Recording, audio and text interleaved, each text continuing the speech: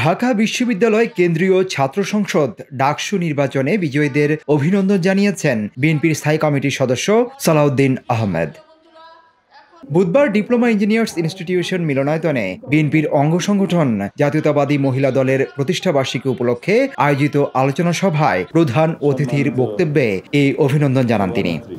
অভিনন্দন জানাই যারা ডাকসু নির্বাচনে জয়ী হয়েছে তাদের।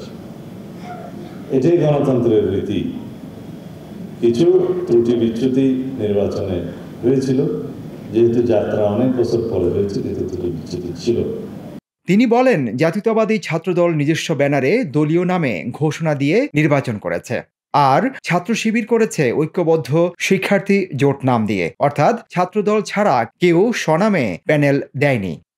তিনি আরো বলেন, আমার জানামতে ইসলামিক ছাত্র শিবির ডাকসু নির্বাচনে অংশগ্রহণ করেনি। এই নামে এই ব্যানারে কোনো প্যানেল প্রদান করা হয়নি, কিন্তু এটা বিভিন্ন মিডিয়াতে এভাবে এসেছে। প্রশ্ন সেখানেই।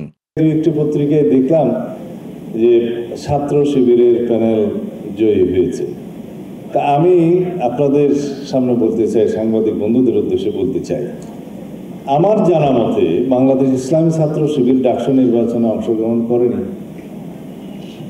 এই নামে এই ব্যানারে কোনো প্যানেল প্রদান করা হয়েছে কি? না। তো পত্রিকা বিভিন্ন মিডিয়াতে এইভাবে আসছে কেন? প্রশ্ন সেখানে। আমরা বাংলাদেশ জাতীয়তাবাদী ছাত্রদল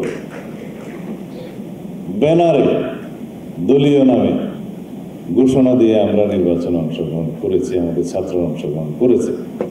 সিদ্দিকুর রহমান রোমন, হ্যালো বাংলাদেশ, ঢাকা।